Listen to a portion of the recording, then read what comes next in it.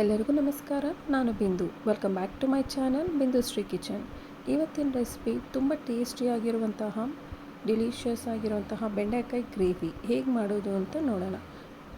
ಇದಕ್ಕೆ ಕಾಂಬಿನೇಷನ್ ಆಗಿ ಚಪಾತಿ, ರೈಸ್, ಮುದ್ದೆ ಯಾವುದಕ್ಕಾದ್ರೂ ಕಾಂಬಿನೇಷನ್ ಪರ್ಫೆಕ್ಟ್ ಆಗಿರುತ್ತೆ. ನೀವು ಒಂದ್ಸಲ ಟ್ರೈ ಮಾಡಿ ನೋಡಿ. ಮೊದಲಿಗೆ ಸ್ಟವ್ ಆನ್ ಮಾಡಿ ಕಡಾಯಿ ಇಟ್ಕೊಂಡು ಇದಕ್ಕೆ ಪ್ಯಾನ್ ಹೀಟ್ ಆದಮೇಲೆ ಇದಕ್ಕೆ ಒಂದು 2 ಟೇಬಲ್ ಸ್ಪೂನ್ ಆಗುವಷ್ಟು ಆಯಿಲನ್ನು ಸೇರಿಸ್ಕೋಬೇಕು. ಆಯಿಲ್ ಹೀಟ್ ಆದಮೇಲೆ 1/2 kg ಬೆಂಡೆಕಾಯಿನ ಚೆನ್ನಾಗಿ ತೊಳೆದು ಕಟ್ ಮಾಡಿ ಇಟ್ಕೊಂಡಿರುವಂತಹ ಬೆಂಡೆಕಾಯಿನ ಆಯಿಲಲ್ಲಿ ಸೇರಿಸಿ ಚೆನ್ನಾಗಿ ಫ್ರೈ ಮಾಡ್ಕೋಬೇಕು.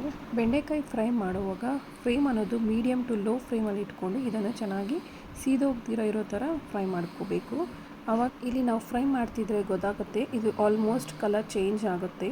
ಸೊ ಚೇಂಜ್ ಆಗೋವರೆಗೂ ಮಿಕ್ಸ್ ಮಾಡ್ತಾನೆ ಇರಬೇಕು. ಮಿಕ್ಸ್ ಮಾಡ್ತಾನೆ ಇದನ್ನು ಫ್ರೈ ಮಾಡ್ಕೋಬೇಕು. ಇಲ್ಲಾಂದರೆ ಒಂದು ಕಡೆ ಬೇಯುತ್ತೆ, ಇನ್ನೊಂದು ಕಡೆ ಬೇಯಲ್ಲ. ಇದಕ್ಕೆ ನಾವು ಮಸಾಲೆಯನ್ನು ರೆಡಿ ಮಾಡ್ಕೋಬೇಕು.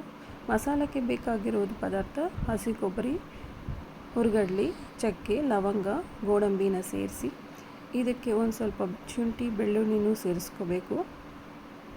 ಮತ್ತು ಇದಕ್ಕೆ ಮೀಡಿಯಮ್ ಆಗಿರುವಂತಹ ಈರುಳ್ಳಿ, ಕಟ್ ಮಾಡಿ ಇಟ್ಟಿರುವಂಥ ಈರುಳ್ಳಿ, ಒಂದು ಮೀಡಿಯಮ್ ಸೈಜ್ ಆಗಿರುವಂಥ 2 ಟೊಮೊಟೊನ ಸೇರಿಸ್ಕೊಂಡು ಇದಕ್ಕೆ ಒಂದು ಇಡೀ ಆಗೋಷ್ಟು ಕೊತ್ತಂಬರಿನೂ ಸೇರಿಸಿ ಸ್ವಲ್ಪ ನೀರನ್ನು ಸಾಫ್ಟಾಗಿ ಪೇಸ್ಟ್ ಮಾಡ್ಕೋಬೇಕು. ಮತ್ತು ಇನ್ನೊಂದು ಸ್ಟವ್ ಮೇಲೆ ಕಡಾಯಿ ಇಟ್ಕೊಂಡು ಪ್ಯಾನ್ ಹೀಟ್ ಆದಮೇಲೆ ಇದಕ್ಕೆ 3 to 4 ಟೇಬಲ್ ಸ್ಪೂನ್ ಆಗುವಷ್ಟು ಎಣ್ಣೆನ ಸೇರಿಸ್ಕೊಳ್ಳಿ.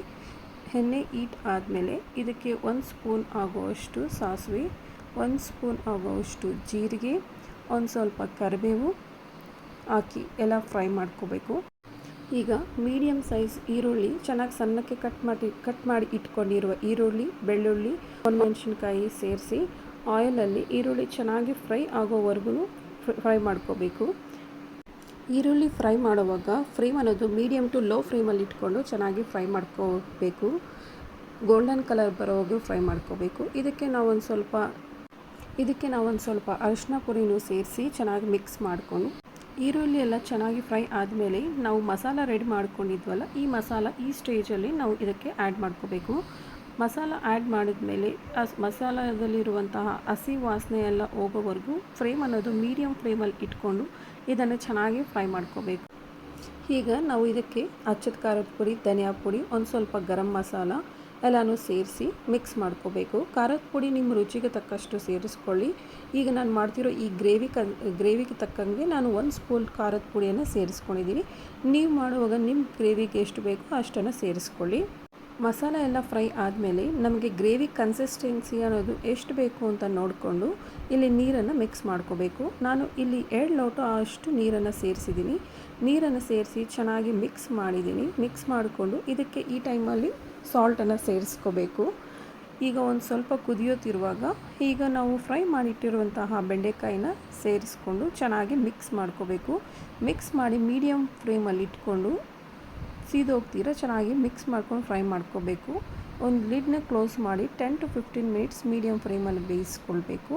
ಈಗ ಇದಕ್ಕೆ ಕಾಂಬಿನೇಷನ್ ಆಗಿ ನಾನು ಇಲ್ಲಿ ಚಪಾತಿಯನ್ನು ಮಾಡ್ತಾಯಿದ್ದೀನಿ. ಚಪಾತಿ ಇಲ್ಲಾಂದರೆ ರೈಸ್, ಮುದ್ದೆ ಯಾವುದಕ್ಕಾದ್ರೂ ಚೆನ್ನಾಗಿರುತ್ತೆ. ನಾನು ಇವತ್ತಿಲ್ಲಿ ಚಪಾತಿ ಜೊತೆ ಸರ್ವ್ ಮಾಡ್ತಾಯಿದ್ದೀನಿ.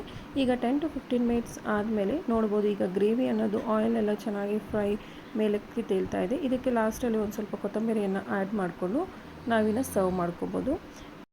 ಈ ರೆಸಿಪಿನ ನೀವು ಒಂದ್ಸಲ ನಿಮ್ಮ ಮನೇಲಿ ಟ್ರೈ ಮಾಡಿ ನೋಡಿ. ಖಂಡಿತವಾಗ್ಲೂ ಎಲ್ಲರಿಗೂ ಇಷ್ಟ ಆಗುತ್ತೆ. ಸೊ ಈ ವಿಡಿಯೋ ಏನಾದರೂ ನಿಮಗೆ ಇಷ್ಟ ಆಗಿದ್ರೆ ಬಿಂದು ಸಿರಿ ಕಿಚನ್ ಚಾನಲನ್ನು ಸಬ್ಸ್ಕ್ರೈಬ್ ಮಾಡಿ, ಲೈಕ್ ಮಾಡಿ, ಶೇರ್ ಮಾಡಿ, ಕಮೆಂಟ್ ಮಾಡಿ. ನೆಕ್ಸ್ಟ್ ವಿಡಿಯೋಲಿ ಮತ್ತೆ ಸಿಗೋಣ. Thank you.